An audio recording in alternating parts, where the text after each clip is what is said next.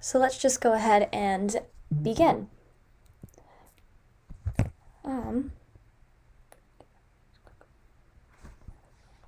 Sorry.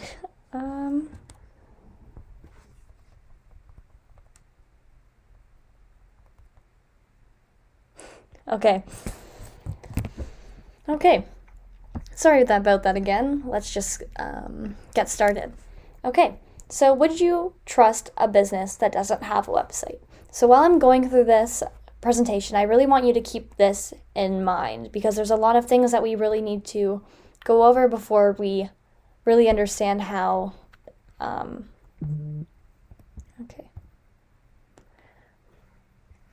And how and why a business is useful. Okay.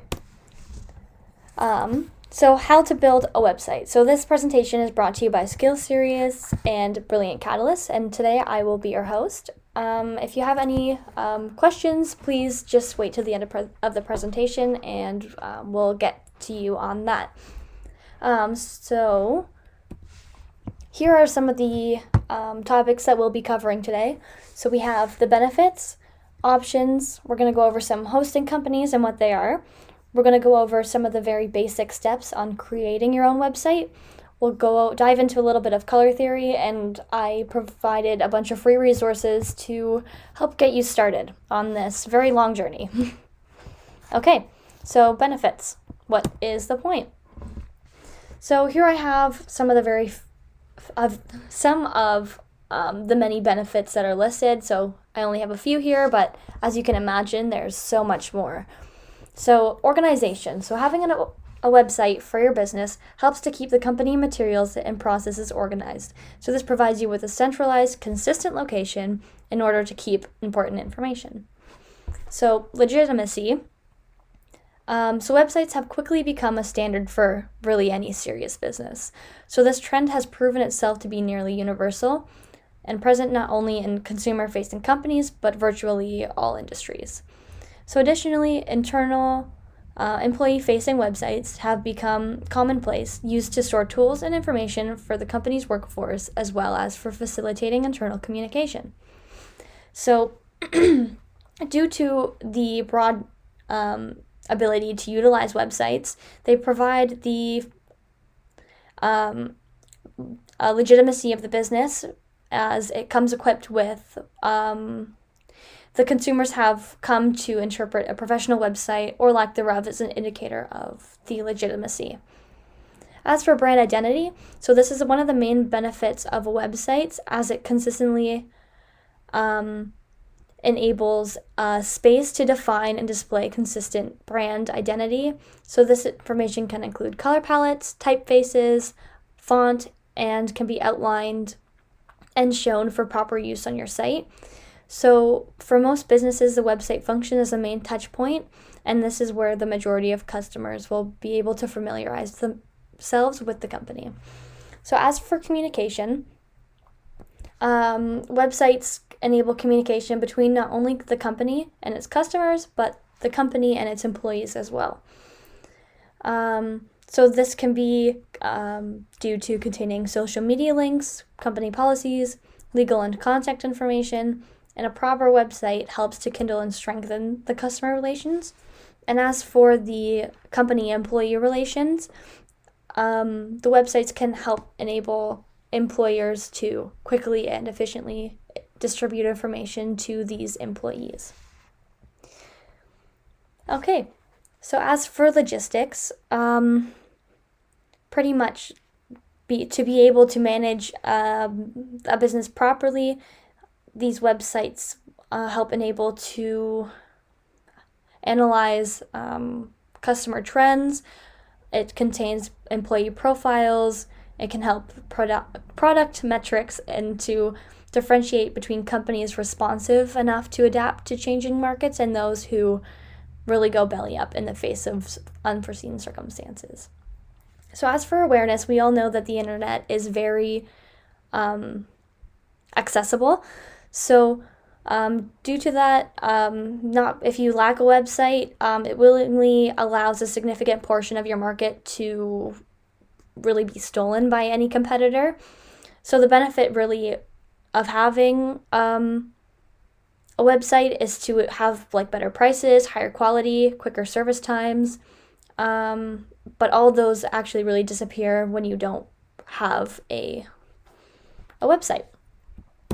Okay, so let's go over a couple options of what we can really do. So we do have a couple options. We can go with a hosting company, we can go with cloud companies, self-hosting, we can have like freelance web designers, prefabricated templates, and then website generators as well. So hosting companies really provides servers and high internet speeds for your websites. So by having the hosting for your website taken care of by a hosting company, it decreases the response time of your website. So additionally, how hosting companies consistently provide the high levels of security and maintenance that would otherwise require a dedicated team of employees, which is really beneficial, especially if you don't really have the time to have the upkeep done yourself. So hosting companies also provide additional services along with just plain web hosting. So this could include data encryption, automatic SSL certificate installation, employee accounts, technical support, and analytical data. And most hosting companies actually allow a domain-specific email address as well. So as for cloud computing companies, so these allow clients to rent servers housed in data centers, which are accessible through the internet, and they usually connect to their rented servers via SSH access. And cloud company is really a good option who know their way around CLI, which is the command line interface, as well as the basics of computer networking. So when using a cloud hosting company to build and host your own website, so you might want to take the following paths. So really, you'd go ahead and sign up for the company, create a server instance, choose the amount of computing resources you want to pay for and use, start up your server and configure it, and disable anything you don't really want to use versus enabling what you really want to use. Can go ahead and install and configure a web server, and then configure my SQL database and configure the PHP. Point your domain name and then add the PHP or whatever code that matches the expectations of your website. Okay, so we're going to go into a little bit more about hosting companies because this is one of the easier options to go ahead with. So here are some options for beginners. So we have GoDaddy, Squarespace, Hostinger, HostGator, Bluehost, and DreamHost. So these websites actually offer templates as well as to be able to, per se, rent your domain, because domains you can't actually purchase and own it. You actually purchase and pretty much lease it out.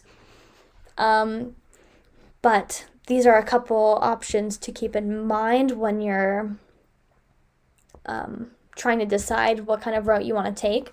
So for instance, like GoDaddy will go ahead and set you up with all of the steps that you need to take in order to finish the website, and it'll actually like post your website online using like your domain, so like www.websites.com, let's say, and you'll be able to have other people access it, and it'll like market the flow. You'll be able to send emails out through this website, like mass emails to all your customers, have like sales and promos and all that you need. So really anything you need for a website, these companies will take care of it for you. Okay, so now if you want a little bit more of an intense option, you can do it yourself. So some things you really need to keep in mind are like code languages, softwares that you can use to code. There's also many websites that teach you how to code, which is very helpful. And I'll actually provide you like W3 schools I was able to use, and I knew nothing about code before I started this, and I learned code in HTML in less than 3 hours. Well, not fully, but the gist of it by using this one, so it was really good. So like I said before, like domain, which is leasing, it needs to be renewed every year, and then cross compatibility and how to check for that. So I'm just going to exit out of this PowerPoint for just a second, and I'm going to go over, actually, I'll just explain the difference between HTTP and HTTPS first. So hypertext transfer protocol can either be secured or non-secured. So in order to check it, there's this little lock in the corner. So if you click that, and then you see that the connection is secure, so you'll click that also, and if you see here the certificate is valid, that means that it has been confirmed that the connection is secure, and this is this is a safe website to use. So that's pretty useful when even just doing your own research online to see if the website is secure or not. And then, okay, so I'm just going to go ahead and, show you this program that I used. So this is a free coding software called Sublime Text.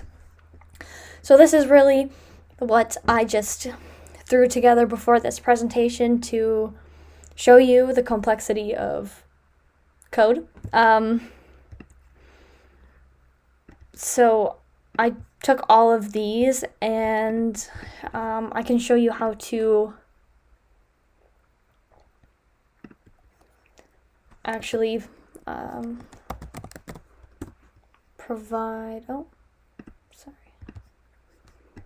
so even if I just did those couple little steps and then I click it, I can open it and it'll open it to the web page. So this is all the stuff that I coded, just a couple of things. So I was able to change the page title, as you can see here. There's like different headings we can use, paragraphs. I can code emojis in there. As you can see, there's a little heart. I was able to code things into a list, highlight things, change the color of the text, throw it into something that needs to be in a border, italicized, highlighted, super subscripts, bold, very small text, larger text, and then also a table. And the website actually, like W3 Schools, which is what I learned it off of. Where did it go? Has like a list of how to use the HTMLs and learn how to use the colors and graphics and all the things that you can insert into your code page here. Okay, so I'm just going to go ahead and go back to presenting. Okay, so there's a lot of actually different coding languages other than HTML. So we do have like JavaScript, PHP, MySQL, and then CSS. So all of these like can be used to bring to life your web page. So CSS is cascading style sheets, and this is really used to add information to HTML. And then, so this is like fonts, changing the text and sizes and the style. So JavaScript is really more used to bring logic to a website in the browser. So it's the instructions, like what to do when a button is pressed. And if this happens, then do that. And it's really how the browser thinks. So then we have the PHP, which is hypertext preprocessor, which is used to really used to process HTML before it leaves and is sent to the browser. And the server's like side thinking, and it's used to communicate with databases on the server. For example, the database and the user and their logins. So my structured query language is an open source relational database management system, and it's the server side, and it talks to the PHP, so the hypertext preprocessor, and this talks to the database on the server to find, change, and delete the information. Okay. And then another interesting thing to check when coding your language is the cross-compatibility. So I'm just going to go ahead and reopen this, and in order to check this, you just like the double click and then inspect the website, and it'll bring you to this page here.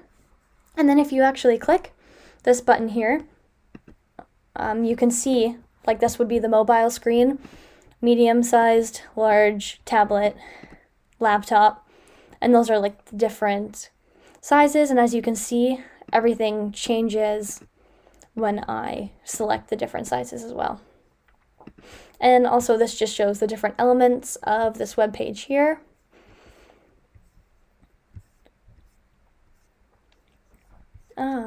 So yeah, that was a pretty interesting thing that we can utilize just to make sure that it's compatible with the different types of devices.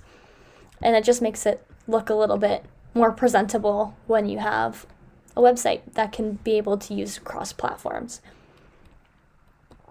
Okay, so let's get into some color theory. So color theory is the way that colors are portrayed to people and their reaction to said colors. So there are a bunch of different types of theories that we can keep in mind while creating our websites and deciding on what kinds of colors to use. So monochromatic is when you have one color, so like red, but it's in different types of hues. So you'll have like a pinker color and then it like gradually gets darker, so that would be considered to be monochromatic. And then triad is when you have three kind of like in a triangle. So let's say we have our green, yellow, and purple, so that would be considered a triad color spectrum. And then square would be when you have four evenly spaced out, so you have your purples, your orange, your yellows, and let's say your turquoise. So as long as they're really spread out, that would be considered to be square.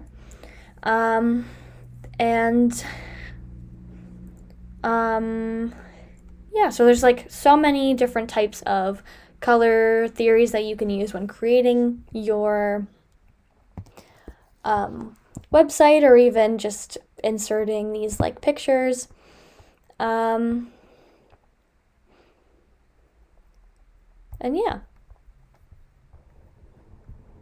Okay. So here I've actually implemented a couple of free resources for you to use during creating your websites. So one of my favorites is Coolers, because this is actually will generate these color schemes for you that work really well. So that is really good.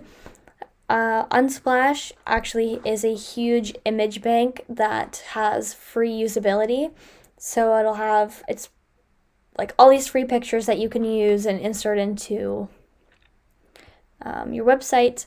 Canva you can use for making like content, logos, Instagram stories, and actually has a color scheme generator as well.